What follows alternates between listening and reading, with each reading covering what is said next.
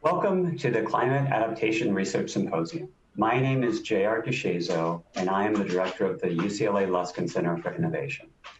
And it's my great honor to welcome you, over 2,000 registrants, to this first of its kind event. This symposium couldn't have come at a more critical time. As I look out over the skies of Los Angeles filled with smoke and ash, with record-breaking fires happening up and down the west coast of the United States. Only 3 weeks ago, we broke all kinds of heat wave records with triple-digit temperatures. And think about the rest of the country and the world experiencing increasingly intense storms, flooding, wildfires, heat waves, where the low-income and vulnerable populations bear these impacts the most. The three objectives of this symposium, I think, couldn't become more relevant than they are today. Our first objective is to continue to identify the impacts of climate change. Who is impacted and how much? Our second goal is to begin to identify resiliency policies and interventions that can lessen the impacts of climate on our communities and evaluate which strategies are not only most efficient and effective, but equitable as well. And our third objective today is to create better connections among you all so that we have a more robust and prepared and capable team of researchers as we move forward to continue to identify impacts and address solutions and craft effective policies. I'd like to thank the symposium's supporters and sponsors, Southern California Edison and Burrell Happold. I'd also like to thank the California Strategic Growth Council for their support. I'd like to recognize the contributions of our organizing committee who selected the 40 papers that will be presented today out of over 150 that were submitted. I very much want to extend my gratitude to the Luskin Center staff, in particular calling out Michelle Einstein and Christian Zarate, who transformed this from an in-person event to a virtual event, a very Herculean task. Thank you guys very much. We hope in the future to make this a recurrent event and to host you here in Los Angeles and be able to dine and socialize, as well as hear great research findings and have intellectual discussion in the future. And so please, as we move forward, let's stay in touch. And if you're like me and having a hard time figuring out which of the 17 sessions to attend today, don't worry, we're going to record those. We're going to share those with you after the event. I hope you enjoy today's symposium. And with that, it's my honor to turn you over to your session moderators.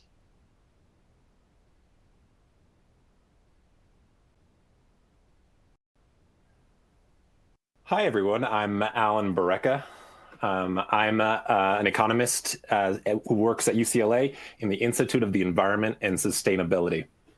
I'm really proud to be part of this session, thinking about how to minimize the impacts of climate change. If I think back to why I became an economist, it was really about improving the welfare and well-being of those with the least amount of resources. For today, we're going to be using, I think, what's probably a new online seminar platform. This is definitely the first time I've used it. Gadgets you can play around with. I think the key here is just try clicking a bunch of different things. Just have fun with it. I'd say if this is all new to you, just have a good time. That's what I'm planning on doing for sure. I'm excited to be part of this particular session. It feeds directly right into my work. I'll be moderating the group of us three. It's Teevrat, Christos, and myself. We'll be going in about 20-minute segments each. That's going to leave time for about 16 minutes of presentation and then a few minutes of Q&A. So more thinking about like the importance of this particular session. So like I said, my passion is thinking about ways and policies that we can implement to create a more equitable society. the distribution of wealth in our country, and focused on the U.S., at least in this, in my own research, the distribution of wealth and health and well-being in general is already extremely unequal. And the scary thing is, with climate change, poor households are more likely to experience the costs. So they're more likely to experience the extremely hot weather. So their exposure is going up, but they're also going to have a harder time adapting. And that's because adapting takes resources. You can either think of it as having, the ability to make big upfront investments, like moving to a nice climate, like living in Santa Monica near the water, where the temperatures are temperate, or is having the resources to quickly call some funds up to adapt to, say, an unexpected crisis. Say for example, with the wildfires here in California, up and down the west coast of the United States. So you're going to need to have resources and call them up quickly. And if we're thinking about the poor, they're and having trouble making ends meet even month to month, like having the money to make big upfront investments, or having the money and access and resources and access to credit to make quick adaptive investments if something unexpected happens. They seem like the most vulnerable group. This reminded me of a recent survey that the Federal Reserve conducted, where they asked people, could you pay for an unexpected $400 medical expense? And a third of the population of the United States in this survey said that they could not. So there's a significant fraction of the population of the U.S. that's just not well equipped to adapt to climate change. And I'm excited to hear what our other presenters today have to say about this. And so next up, I'm going to leave you in the hands of Teevrat. Teevrat, will take it away. Thanks, Alan. That was a great introduction to the session. My name is Teevrat Garg. I'm an assistant professor of economics at the School of Global Policy and Strategy at the University of California, San Diego. Thank you to the organizers for putting together a wonderful panel and a wonderful conference. It's a shame that it has to be virtual, but I think we'll try to make the best of it. So Alan set up the agenda quite well, which is the idea that we face fundamental environmental damages that are going to arise from a variety of different contexts. It's going to be climate change, air pollution, et cetera. And one of the ways in which the impacts are going to differ quite a bit is that the ability of individuals or households or communities to reduce those damages by taking on certain actions is going to be markedly different across socioeconomic groups, and that then this could result in severe disparities in what the consequences of a lot of these environmental changes will be. So, and that's really the question that this paper, I should point out, by the way, that this is joint work with my colleague at UC San Diego, Gordon McCord, and our former student, Alistair Montfort, who is a consultant with the World Bank. So the motivation for this paper really begins with a stylized fact, which is that marginal environmental damages are unequal across and within countries. So whether you look at the global distribution of where environmental damages from an incremental extra hot day or an incremental 10 micrograms of particulate matter, those damages tend to be quite different both across and within countries. And it's an open question as to why that is the case. The two leading explanations for this is that one, there's a difference in exposure. So why does an extra hot day in India matter more than an extra hot day in the United States? Well, one reason could be that India just has a higher number of hot days at baseline. And if the dose response curve is nonlinear, which means that damages start to increase with additional exposure, that marginal damages increase with additional exposure, then it could be the case that differences in baseline exposure explain why these differences arise.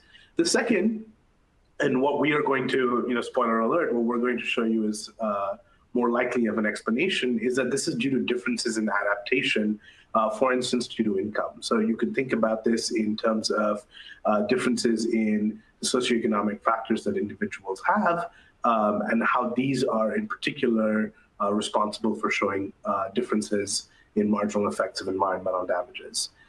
Now, empirically, this turns out to be very challenging because adaptive capacity, which we're going to think of as income, and baseline exposure are highly correlated.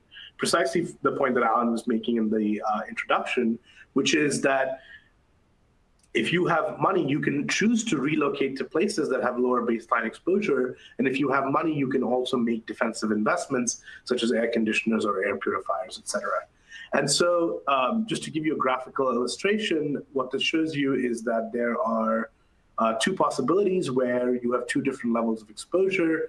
And depending on the nature of the curve, the answer for why you're getting different marginal effects, different slopes, could be one reason or another. And this is a very nice picture in a review piece by Shang et al. In the Review of Environmental Economics and Policy that I strongly encourage you to take a look at.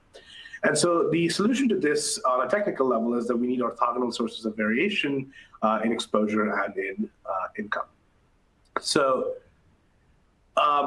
just to add on to that, one of the other factors that's important here is that adaptation is going to play a key role in reducing environmental damages. And this is particularly a concern for the poor where adaptation may be constrained.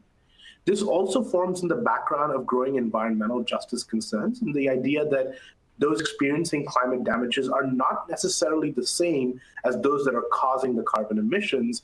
And so a question in climate justice really stems around how do we compensate those who are experiencing the effects of rising temperatures when they necessarily did not contribute to the carbon emissions that are resulting in higher temperatures.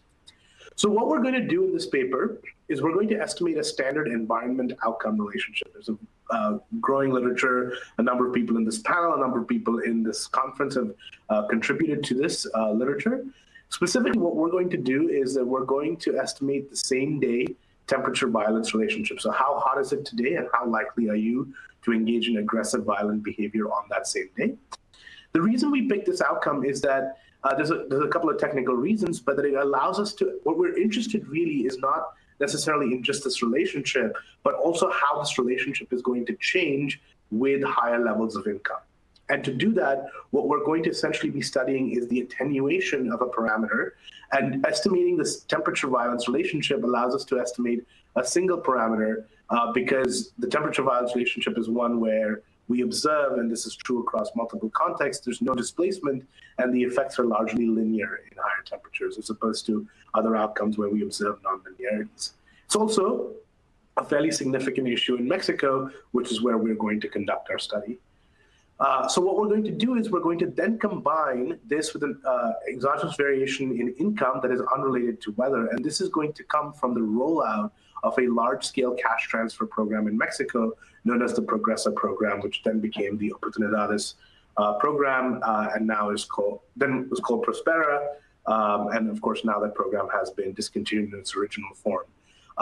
We're choosing this because it's an important parameter in terms of how does extra income attenuate the effects of temperature, but it's also a really policy relevant parameter because 60+ countries around the world are currently implementing some form of cash transfer. And this is a pre-COVID number. So post-COVID, that number has certainly gone up quite a bit.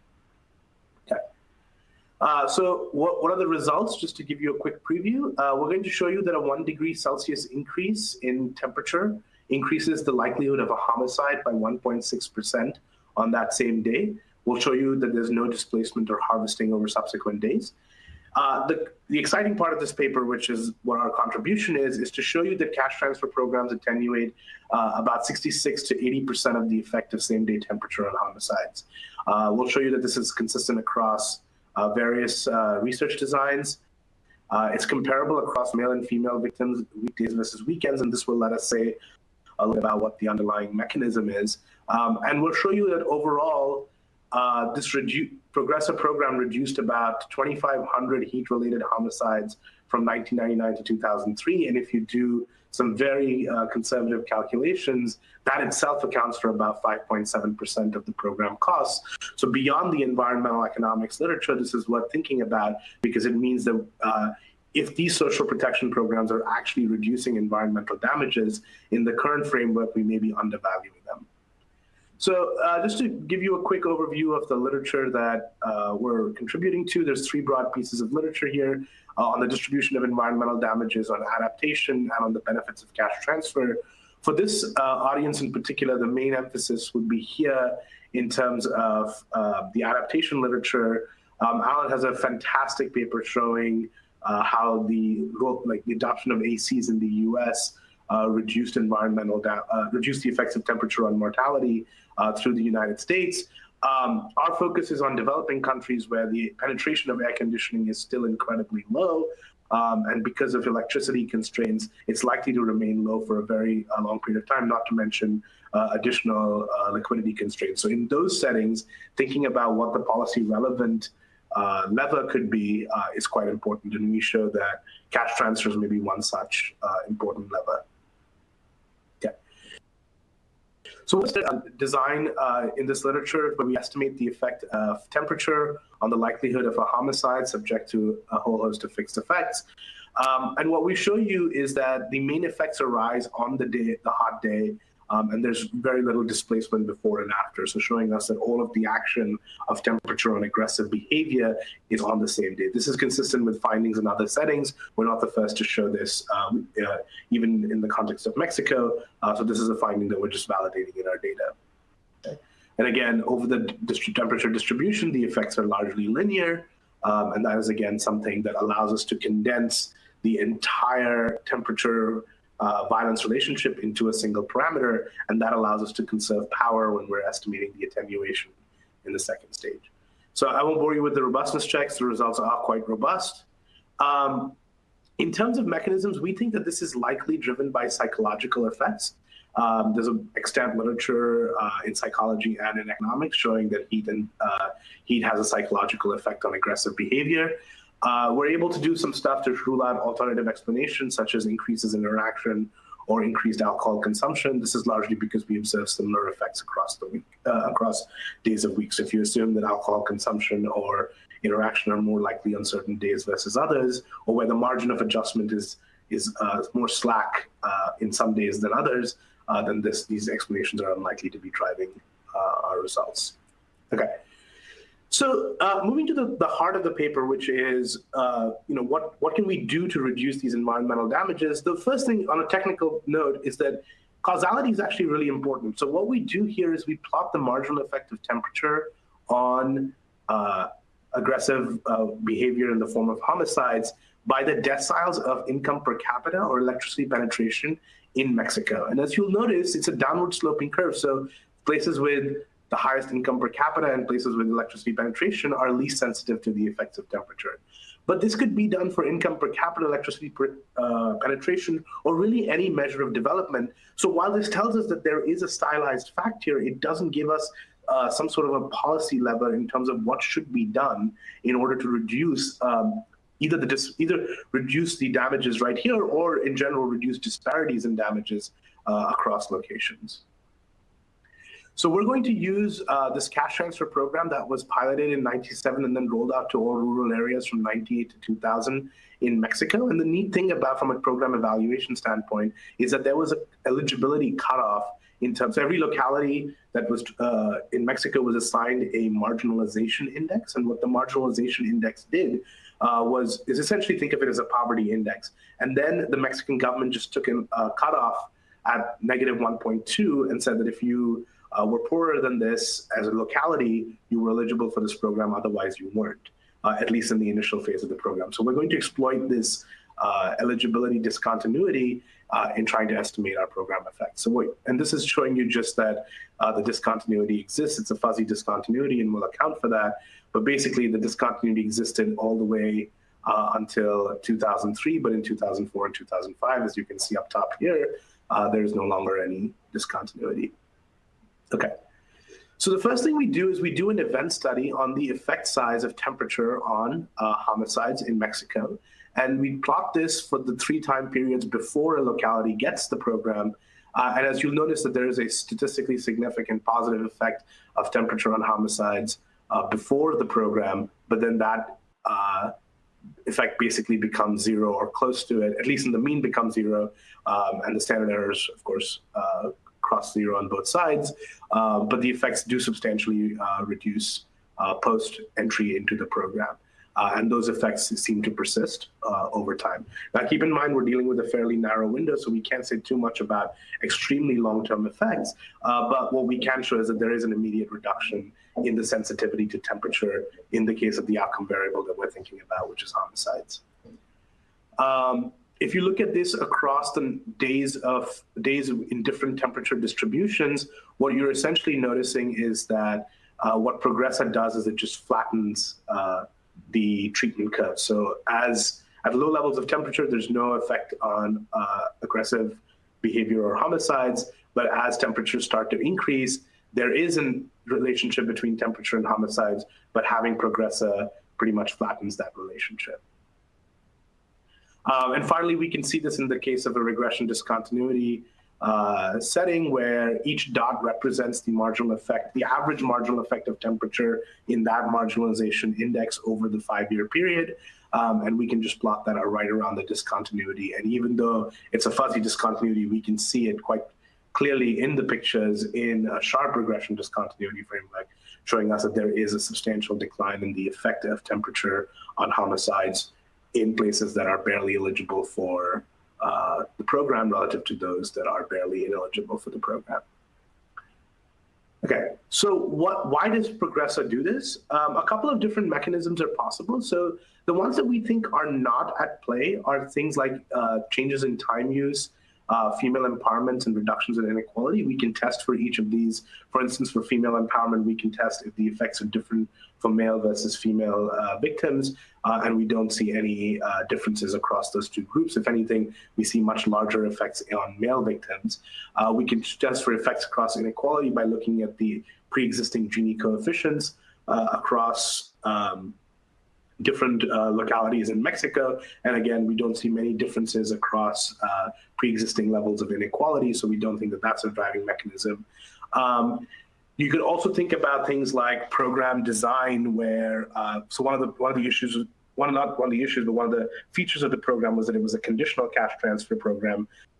So it could be that the conditionality was driving the result, but we can test for that by looking at various levels of inframarginality in terms of meeting programmatic conditions. And again, we don't see much of an effect there.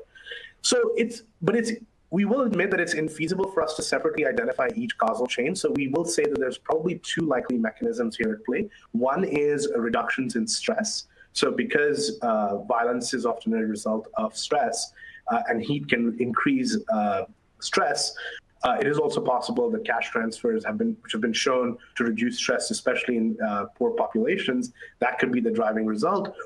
Or it could be some form of defensive investment, such as adoption of cooling technologies. Probably not ACs in our context, but you can think about fans, refrigerators, et cetera, that are more likely to be adopted.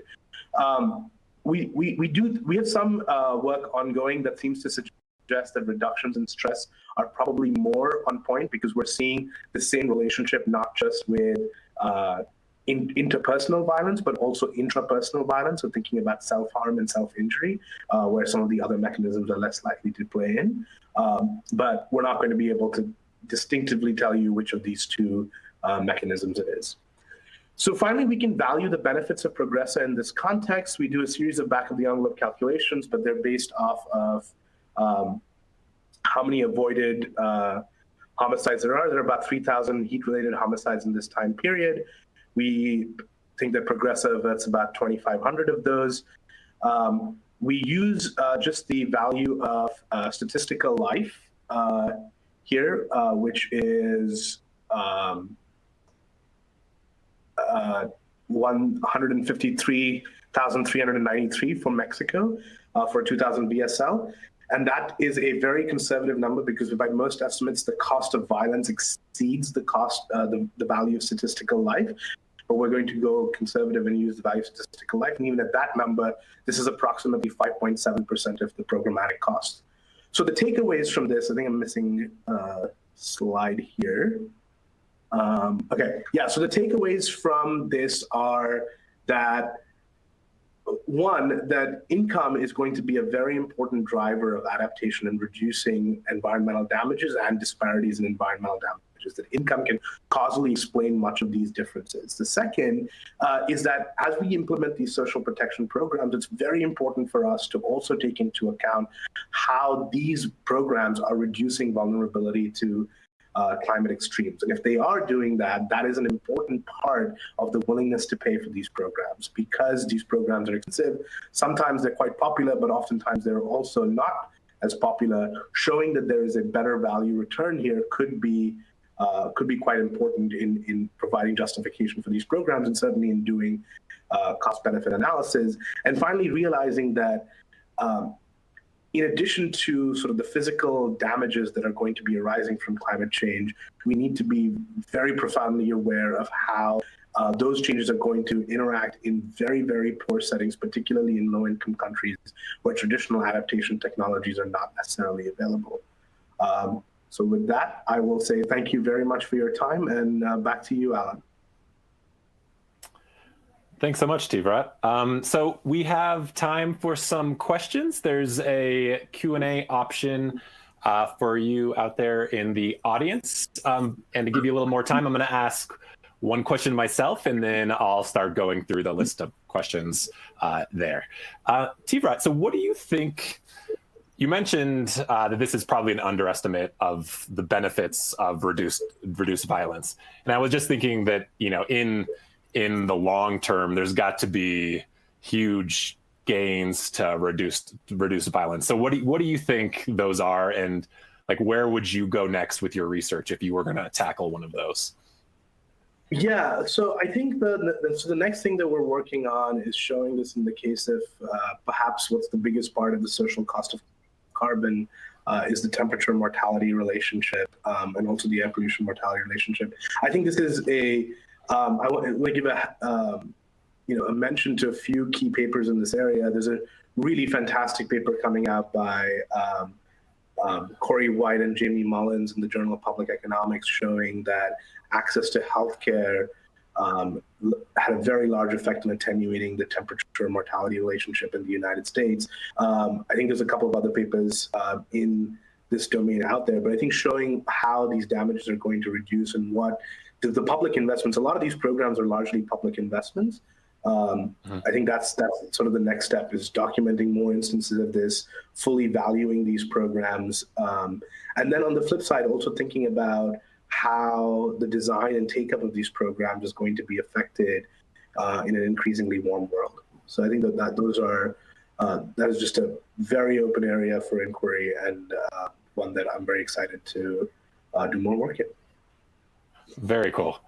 So I'm going to go through some of the audience questions now. One from Marta. Are there any coaching, social work, or counseling services offered with Progressa? So my understanding of the Progressa program is that the main things are that there are nutritional supplements and cash. So cash transfers provided for education and nutritional supplements, and that you have to meet with certain requirements, such as making sure, depending on how old you are, how many times you have to go see a health center, and making sure that your kids are enrolled in school in order to be able, and attending school in order to be able to receive the benefits. So I'm not familiar with any social work or counseling services that are part of the Progressive program, at least not in the beginning, in the 1998 to 2003 program. But I'd love to, so I don't know about that, but I'm not an expert on the program necessarily, so I'd be happy to hear if that is indeed the case. I have a question from Samantha asking if the female empowerment is captured fully in the victim gender. Couldn't the effect of empowerment also be tied to the reduction of stress outcome? Yeah, so we don't necessarily, so what the data that we have is somewhat limited in the sense that we only have details on the victims. And so if we're thinking about, the point is not to say that female empowerment is not a mechanism through which some of these reductions would happen. What we're trying to show is that it's not, because, so I should explain, one of the features of the Progressive program was that the recipients were women in the household rather than the men in the household. So you could think of this empowerment mechanism happening where women are receiving the cash transfers. We don't think that that explains in the entirety of the mechanism, because when you look at just the subset of male victims, you still see this result quite strongly. So it's not to say that we don't think that there's any role for female empowerment in explaining our results. We just don't think it is explaining all of the results or even the dominant part of the results. That even when we sort of shut down that channel, we can still see those effects in the rest of the sample. So we have time for just one more question, and apologies for people that I didn't get to. But Pierre asks if you were able to parse out whether any of there's drug cartel violence is associated with is behind some of your result. Sort of building up the last question. So Pierre, that's a great question. And in the longer presentation, I actually spend a good amount of time talking about this. We'll have to cut out a few things, but so we do a number of checks for that. Firstly, most of our data is limited from in the progressor side is limited from 98 to 2003, which is well before the drug violence started to escalate. We also, in the first part of the paper, we can just take the data before 2007 or 2006, pre-drug war time, or exclude the states where drug violence was most prominent. So in each of those instances, our results are largely unchanged. So we don't think the temperature interpersonal violence relationship is driven by gang violence, although there is a paper by some of our colleagues at Berkeley who show that there is a relationship between temperature and intra-group violence, so that, gang violence essentially. But we think those operate on different channels and different timeframes of temperature exposure. Teevrat, if I could, I'd ask the audience to give you a round of applause for your presentation. Thank you so much. If anybody listening who built this platform, just make that happen for next time. More applause buttons. Thank you. Thank you very much. And if we didn't get to your question, please email Teevrat, incredibly kind and generous person. So thank you again. And next up, I'm going to pass things over to Christos. Thank you so much. Thanks so much, Alan, for taking the time to moderate this, and it was great to listen to that prior presentation. As Alan mentioned, the broader theme here is really around adaptation, and what I'm going to do is present a little bit of joint work together with a colleague, Tyler Ransom, over at University of Oklahoma, and to try to understand a little bit about how do these big fluctuations in temperature influence industrial activity, where people decide to set up shop, whether it's a small business, whether it's a manufacturing company, and also on the other side, individuals. Where do individuals choose to live? I'm coming out of Washington, D.C. right now on the EST time zone, and it's starting to get a little bit chilly here. Back when I was in Arizona and grew up in Arizona, it's a little bit hotter there. And so just recognizing that people have these different preferences for temperature, and we're going to try to parse that out. So without further ado, let me get started here.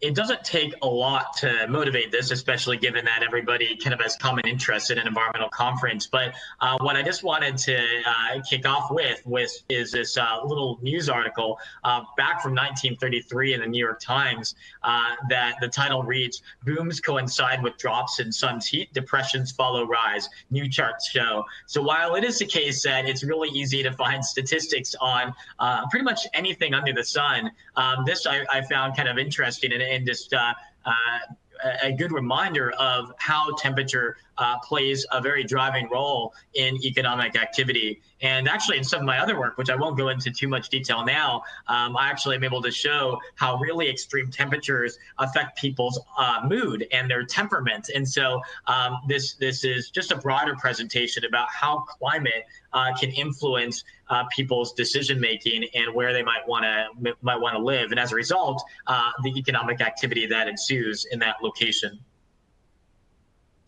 This paper is devoted to two main questions, but to put it in context, I just want to point out that there are many people that have been studying how climate is affecting society and affecting the real economy. As you know, there's many people participate in this conference today, but there have been many others. Solomon Chang and Marshall Burke, for example, were one of the early contributors to this literature about how temperature influences conflict. And I'm not going to go through each of these papers here. You can see them.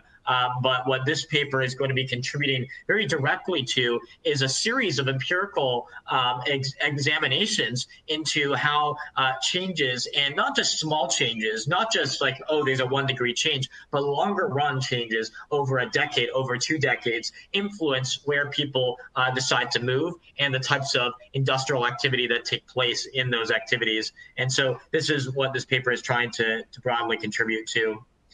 Now, I want to begin with a piece of evidence and some empirical data to kind of clarify why we think that there is a research question here that is worthy of 40 pages of investigation and many more appendice pages. And what we're doing on this initial plot here is looking at the relationship between temperature and income over the long run. So since 1900. And the reason why we look at income, and this comes back to some of the points made in the prior presentation, is that income, household income, wages, these are often measures of productivity. And so in many cases, it's tough to measure GDP. And for an individual, you can't really measure GDP, but you can measure their income. And under certain assumptions, that measure of income allows you to understand a little bit more about what is the underlying relationship between some like temperature, climate, and the degree of productivity in that location. And so what we're doing here is regressing income or logged earnings on temperature at a state level, decade by decade, all the way back to 1900. And we found that there was this negative association between the two up until 1960. And so in the spirit of this theme, this session around adaptation, that was exactly when air conditioning started to become introduced and became a lot more pervasive. And so it goes to show that in the data, there is this evidence of before technologies became very pervasive that allowed people to adapt to hot temperatures, it used to be very difficult to live in certain climates. And now, obviously, certain people have preferences about where to live, but it maybe matters a little bit less than it did 100 years ago or 200 years ago and so on. The other part to this equation is that it also influences the business case about where to locate. So agriculture might be easier to grow in certain areas of the United States or certain areas of the world than others. And obviously within agriculture, there's many different crops, and those crops vary. And like soybeans is going to be better in certain areas, wheat is going to be better in certain areas, and so on. But what we're plotting here on the x-axis is the growth in the employment share in agriculture between 1990 and 2000. And so what fraction of the population within a county is employed within the agricultural sector. And then on the y-axis was looking at growth in temperature between 1980 and 1970. And it was just trying to compare if you shock temperature, if you shock the climate, what happens and what shift happens in the agricultural sector. And we found this negative association between the two, just suggesting that as temperatures increase, it becomes less desirable, less productive for businesses, in particular agriculture, to set up shop in those particular counties. And we can show something very similar for manufacturing. It's a weaker negative relationship, but it's still there. So in a longer presentation, I would take us through some of the broader literature, but for the sake of time, let me just skip to what we're going to try to do in this presentation. There's a lot here, so I'm just going to focus on two main subsections. The first is going to be on the empirical results with some of the new micro data that we're going to bring to the table here. And the second is I'm going to run quickly through a model, but I'm not going to go into all the details of how that model works. I'm going to focus a little bit more on the results and in specifically how we use a model to better understand the world and what fluctuations in climate and changes in climate changes, what that means for the economy going forward. So with that, let me just skip some of the replication exercises that we did with some of the prior work and just get to these main empirical results. We used a bunch of different data sets because what we first wanted to do was look in the data when we're looking at shorter run changes in temperature. Do we see changes in income, earnings, and anything that lets us proxy for productivity? Do we see that in the short run? And what we're going to argue is that we don't see that much of an association between income and temperature in the short run. We do see a longer run change, and that longer run change is going to be consistent with this adaptation mechanism that, yes, there is a cost, but that people adapt, and that adaptation, the cost of adaptation, are heterogeneous. And just as Alan was talking about earlier, that somebody lower income might be less able to adapt to those changes. But we bring in a bunch of different data sources. We use the American Community Survey, the decennial census. We also use the current population survey. We use the county business patterns and quarterly census of employment and wages, the longitudinal employer household dynamics data set. And regardless of the data source that we use, and regardless of the frequency, so whether it's monthly, whether it's annual, and whether it's like 10 years, 20 years, we are finding a pretty null relationship between temperature and income. It's only when we move to these decade and 2-decade changes that we actually find something. So let me walk through just a snippet of those results just to make sure that I'm not doing too much hand waving here, and I'm actually walking through a little bit of the quantitative exercises. Our main specification is going to be relating measures of an individual, either income or hours worked or hourly wages, which are all measures of either labor supply or productivity. And we're going to regress that on covariates at an individual level. So that could be age, education, because certain educational brackets might be concentrated in certain industries. So if you're a construction worker, you're going to be more exposed to temperature than if you're doing remote work inside. D is going to be a set of local demographics, so county population, industrial composition, because certain areas might be less able to adapt. We see during the pandemic that areas with a lot of digital intensive workers were able to adapt more than those kind of cities that had a lot of retail employment, and they were hit really hard. And then most importantly is this measure of temperature. And we saw in the previous presentation some really beautiful plots that characterize the distribution. And we're going to do something very similar to that, where we take different bins of temperature. So between like 0 and 15 degrees Fahrenheit and so on. And we go all the way up to over 85 degrees Fahrenheit. And we allow for a heterogeneous impact at a local county level. And then we put on fixed effects, or these dummy variables, for counties and for time. And so I'm just going to run through one set of results here where we're using the current population survey between 1964 and 2015. And we're looking at this separately for college and non-college workers, as well as for manufacturing and for services workers. And what you can see is, and because the x-axis is plotting that distributional effect, where we're estimating this specification separately for each different temperature bin. And what you can see is that there's this pretty null relationship, regardless of whether you're looking at college or non-college workers, whether you're looking at manufacturing or you're looking at services workers. There's a little bit of evidence at parts of the tail, but it's still statistically insignificant. And that's what the gray shade represents, is the confidence interval. And so we do a lot of different empirical tests that are very similar. And I could go through many of these different robustness exercises. And towards the end of the presentation, you'll actually see a lot of these kind of appendix slides, and maybe there'll be some questions about that. But we've tested this with hours worked. We've also looked at monthly CPS data instead of annual CPS data. We've looked at measuring temperature using the mean instead of just these distributional elements. We've looked at the maximum. We've also looked at lagged effects as well as dynamic effects, and we haven't found any real differences.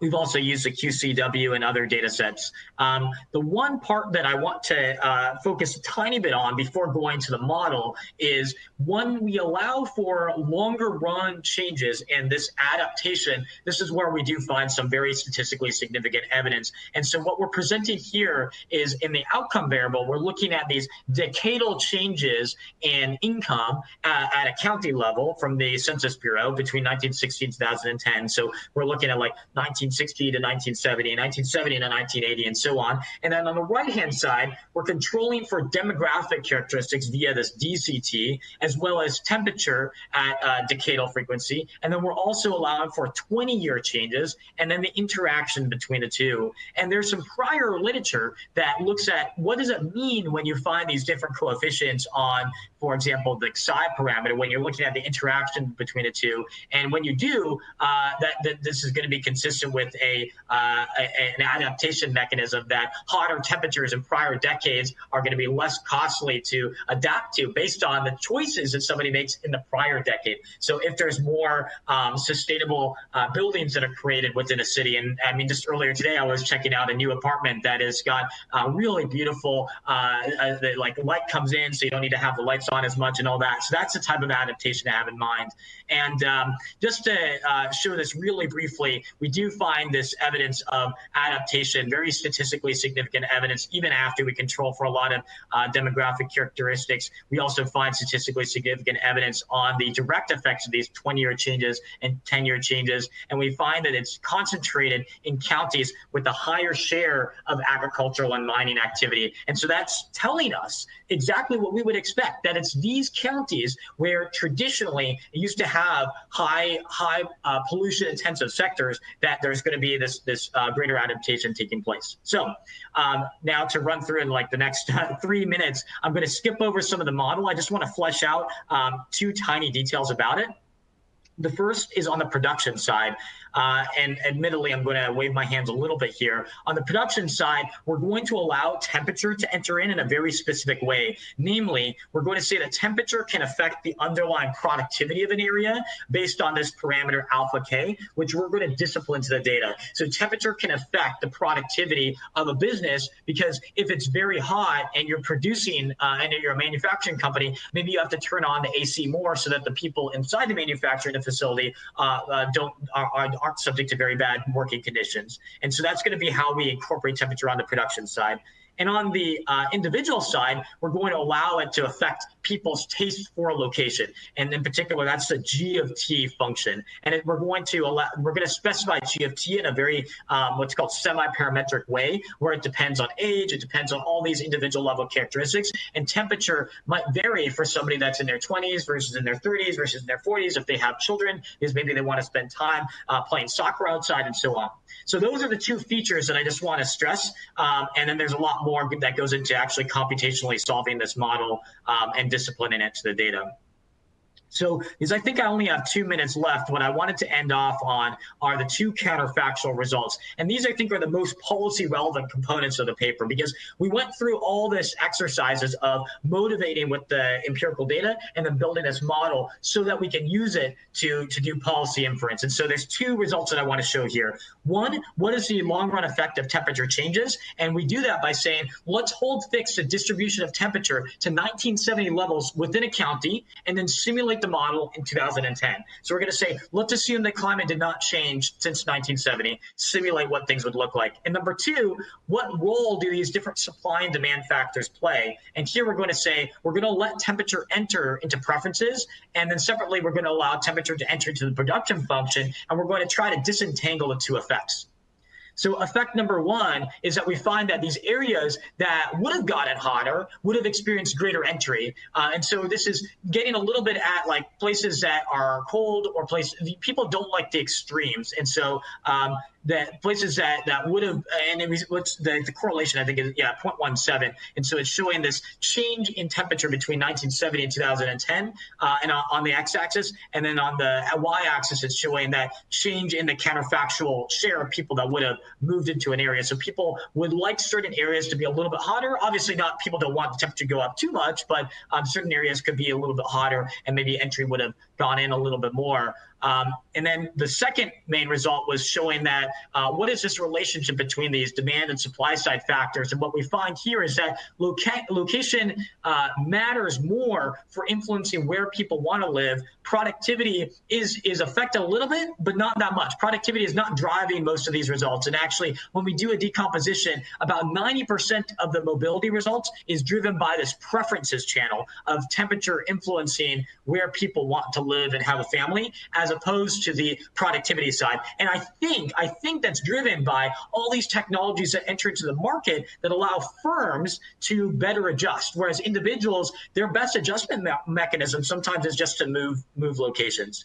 So with that, with maybe 1 minute to spare, or maybe negative 30 seconds to spare, I think this paper has really been about how are individuals adjusting to long-run changes in climate, and that these shorter-run changes don't seem to be as associated with productivity. It's more of these longer-run changes. So with that, let me open to Q&A, or I guess, oh boy, I'm just opening Q&A up right now and look at some of these questions. I'll handle it for you. Okay, thanks, Alan. So you just do you. You just entertain us. So I'll just give people time to answer some questions. Let me ask one of my own first. What do you think about the possibility of like intertemporal substitutions as an adaptation mechanism? So like people working one day versus another, and do you see that playing out more in certain industries than others? Yeah. What do you think about that? No, I mean, this is something I've just been thinking about. Yeah. Yeah, so the short version of this is like totally, and we see that happening with the pandemic and how some companies are, a lot of companies went to remote work, and some companies are permanently going to remote work, and that has huge implications for where people decide to work and live, because traditionally, I mean, like, these hedonic pricing models are, people are choosing location and about where to live and where to work simultaneously sometimes, and now people might be able to choose where to live and then be able to work in a completely different location. So I mean, we can't address this fully based on the data that we have access to. Maybe if we do, I mean, if maybe you have a recommendation, we can talk offline about other data used. But yeah, long story short, we would love to include that adaptation mechanism. I think it's probably going to be a different paper, though. This is just looking at up until like pre-digital economy era, what can we learn? And then things are going to be very different in the upcoming decade because of, in part, coronavirus. So I'll go over to the audience Q&A from Stephen. What do you think, Christos, about the change from family level farms to more industrial level agriculture? Yeah. How would that be part of your story? Yeah, well, so one of the plots I showed early on was that employment share. And one of the reasons why we plot the growth in employment share is recognizing that there's been this structural change within the agricultural sector. And that, like, back 100 years ago, it used to be close to like 50% of people were in agriculture. Now it's close to like 2%. And so I think the data that we have allows us to tease this out a little bit, is that these larger firms, these larger like professional, large scale agricultural producers are better able to adjust, and they're able to hedge against some of the climate risk a lot easier than some of the smaller family farms, because it's harder for them to undertake these large physical investments, or to integrate AI into their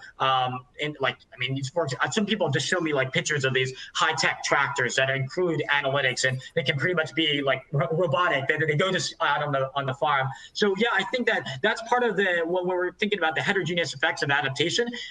Family farms are not as able to adapt to some of this, and so temperature is probably going to affect them a little bit more. As public policy, we need to think about how do we preserve intergenerational wealth. If a family farm has been in a family's name for a long time, we don't want to completely let that go. We want them to help transition them into another format of that in the upcoming decades. But it's a tough question for sure.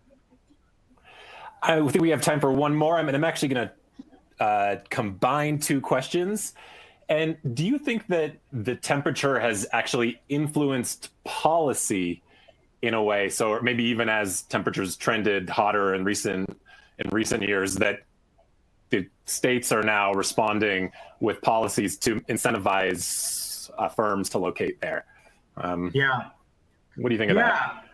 Yeah. No, I mean, there's a good literature within energy and environmental economics about the role that state policy plays. And it's beautiful for two reasons. Number one is that it allows people to sort according to their preferences. So, for example, if you want to live in a state that has better housing options, better lighting and all that, you get to make that decision. And so it's allowing more choice. And in addition to that, it's one of the other trends that I think we're seeing is that states are able to compete for certain types of businesses based on their comparative advantage. So if it's a certain area maybe has better farmland, they're able to offer targeted incentives there. What we want to avoid is kind of like a race to the bottom where certain states compete so hard for a particular company that they offer extremely generous benefits to them. And then all it does is reallocate activity. What we want to do is allow firms to choose where they would just produce best and not to produce carve out. So that's the balancing act that I think any state government has to think is like, yes, we want to entice companies to be here, but we also don't want to offer such an incredible package that it's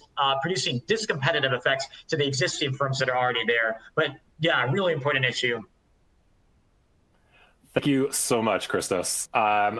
I'm excited about your finding a new place with extra special amenities, keep you cool during the heat. Thanks so much, Alan. So I will be. Oh wow, this is what happens when you turn on the camera and your hair has done something totally incredible. I'll go with it. So I'll be the third and final presenter here in our session, and I'm going to be. Let's see, 1 second. Let me just get this all set up. All right, great. So if you're thinking about people's health, wealth, and happiness, one thing that's got me really concerned with climate change is the disproportionate increase in extremely hot days. My first part of my career, I'd say, I'd focused a lot on just measuring those impacts, just kind of like this conference, like measure the impacts, kind of make the case that like sound the alarm bells. Second part of my career it's been focused a lot on identifying adaptation solutions. So if we're thinking about human health, which I think of as being one of like the pillars of everybody's happiness and well-being, that actually air conditioning seems to be a very, very good adaptation strategy. So giving like the rollout of air conditioning, as you saw even with Christos's graphics, that our resilience to extreme heat has increased incredibly. So that's been like the second part of my career. Say like our mortality risk falls tremendously when after air conditioning rolls out to the rest of the U.S. And so now my third part of my career, I'm really on how do we enable low-income households to use this adaptation strategy, air conditioning. Turns out, air conditioning is actually quite an expensive adaptation tool. Like there's a big upfront cost, but there's also the variable cost that you have to use to pay when you use it. So that puts low-income households in a tough spot. So the choices are run your air conditioner and incur a large expense, and potentially one that may put you on the brink of some financial distress. Or not run your air conditioner and then suffer the health and general discomfort of the extreme heat events. Of course, you could also think there are other adaptation strategies to avoiding the heat, but in my experience, air conditioning is just a really, really compelling one. And I'd love to open up the debate about the pros and cons of even advocating for air conditioning, as I'm implicitly doing in this presentation. So. Running air conditioning, huge benefit, but there could come some costs to low-income households that higher income households won't have to pay, and that's in terms of this financial distress. Now we can measure financial distress in lots of different ways. Evictions, maybe even looking at your credit scores, like how many times you were late on a bill. But I'm actually going to look at probably what is one of the most, let's say, responsive signals of financial distress, which is looking at utility disconnections. So this presentation, I want to ask and answer two questions. This is what you're going to get out of it. Does hot weather affect risk of utility disconnections, and can the price of energy lower the risk of poor? So there's lots of ways that hot weather could lead to financial distress, and utility disconnection being one symptom of that. First off, of course, as I mentioned, it's hot weather could affect, does affect your energy bill amounts, and that could make a bill that's just too high for you to pay, and then avoid paying it and then end up disconnected. It also could manifest in other ways, which, for example, you could suffer some health catastrophe and end up having to go to the hospital and incur expenses there, or you actually might even miss work, which could lead to loss of income there. They could show up as financial distress. You maybe start missing all sorts of payments, all sorts of bills. Utility being just one of them just is a signal of all this general financial distress. So regardless of the mechanism, though, if we reduce the price of energy, can that help reduce utility disconnections? So here we're going to look at the CARE program in California, which provides a 30% subsidy on energy use for low-income residents, and those residents are making less. You say for a family of four that would be making less than $50,000. So residents that are making 200% or 2 times what the federal poverty limit is, which is $25,000. So our focus today is going to be on Southern California. I've got a lot of data from an energy provider, Southern California Edison. We're going to be looking at, first off, whether hot weather does actually lead to higher energy use and higher bills. And then later down the road, does that lead to utility disconnections? And then, of course, does reducing the price of energy lower the risk for the poor? All of this speaks to the threat of climate change. And I want to just talk a little bit about some basic stats to get you, trying not to terrify you too much. But if you take, say, a typical climate change prediction model and you plot out what temperatures might look like by the end of the century, say circa 2100, we can expect about 90 days per year where the temperature exceeds 90 degrees Fahrenheit. So that's 32 degrees Celsius. So that's a big increase over the baseline, which today, on average in the US, we experience about days per year with the temperatures above 90 degrees Fahrenheit. I really like talking about climate change in this particular metric in terms of days, because I think it evokes the true cost. And all of the effects of climate change are really non-linear for the most part, except maybe when we saw with Teevrat's work, which is very linear, that at the temperature extremes, so at extremely high temperatures, we suffer the worst consequences, including an increased mortality risk. So when we talk about climate change, we often do talk about it in terms of the annual increase in temperature, the annual increase in the number of days above 90 degrees Fahrenheit. But this has got me thinking that all of those days are mostly going to be concentrated around this month. So in some summer months, we'll be going from, say, an average of 10 days that are really hot, where they're above 90 degrees Fahrenheit, to 30. So that's going to lead to a very acute increase in costs, in adaptation costs, especially related to air conditioning during those summer months. And if you're thinking about low-income households who have trouble from month to month, or trouble saving from month to month because expenses are so high, having the actual fluctuations in expenses, so some summer months higher than others, that could lead to financial distress. So we're going to focus on disconnections for today, and that's a really drastic outcome. So I do want to stress this. Not going to be picking up all the distress and all the financial distress caused by fluctuations in adaptation costs. So if you look at sociological qualitative interviews, you do hear from people that energy is one of the last things. So if they're bill juggling, energy is one of the last things that they want to give up because it is so important to their general comfort. If you are, if your children need to do schoolwork, of course you need, the utilities, you need lights, you need energy so that they can do that. So it is something that they do want to avoid missing payments on, or avoid disconnection at all costs. There's also, the cost of actually being reconnected. So that can be some energy providers ask for deposits. In the case of Southern California Edison, reconnection and deposits are really not a major issue. They've done away with requirements, and the reconnection costs are very minimal.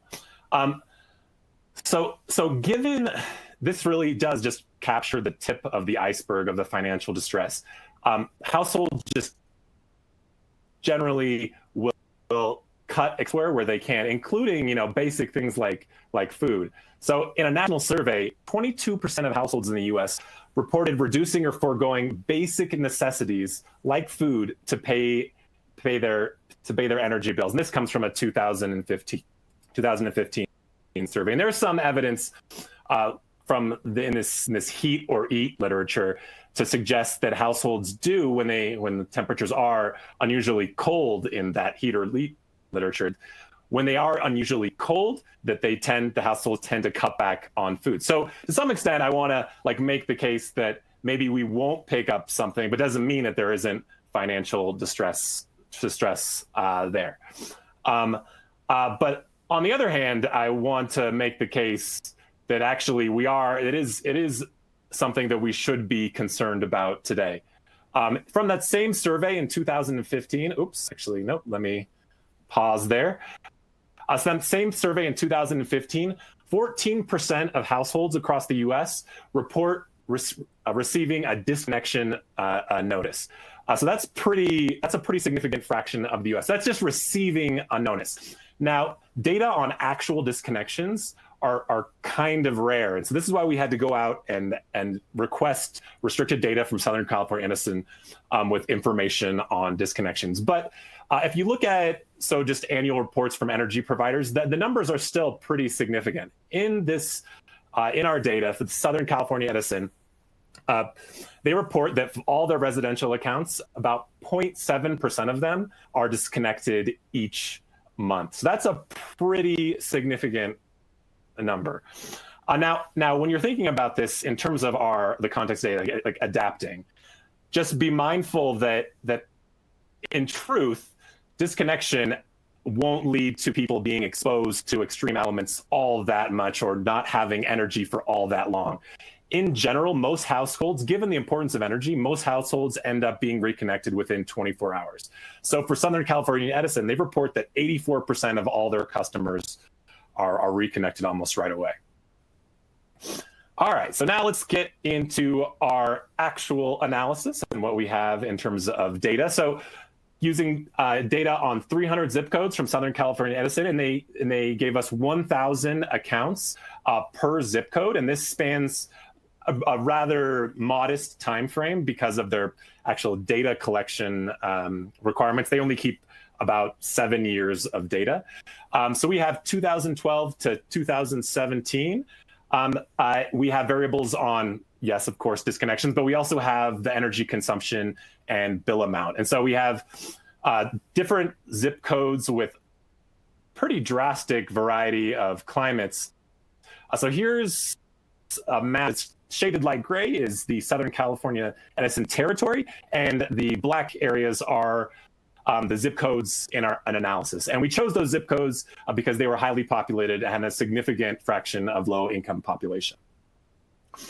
So we do have even though we're using a very small geographic area, we do have significant variation in the climate. So we have Palm Springs in our data. So an average August maximum temperature in Palm Springs is 107. We have Los Angeles, downtown LA, for example, has an average temperature of 85 and we have Santa Monica that has an average temperature, which is located on the coast, which has an average temperature of 71. So we do have a decent amount of climatic variation.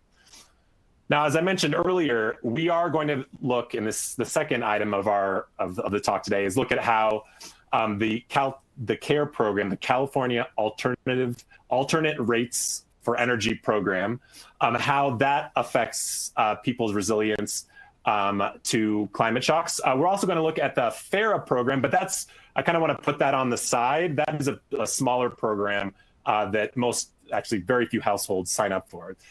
The CARE program covers households up to 200% of the poverty line, and so that's again about $50,000 for a family of 4, and they get a 30% price reduction just about on their energy reduction bill.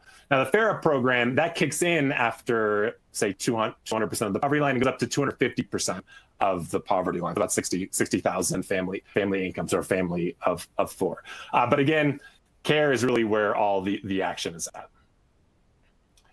So before I get into and I may actually not have the time to get into the details of the empirical strategy, I want to show you some of the basic summary statistics and some things that may or may not surprise you. So first, let me just show you what the seasonal energy use relationship looks like in our sample. So this is a log on the y-axis. So basically, you can interpret the change in the dotted line across months as percentage change in energy use. So going, say, from like April to August, you'll see about a 40% increase in energy use. So it appears that there are these fluctuating expenses for low-income households. Surprisingly, this relationship is very similar to higher income folks, so people that don't qualify for the CARE program.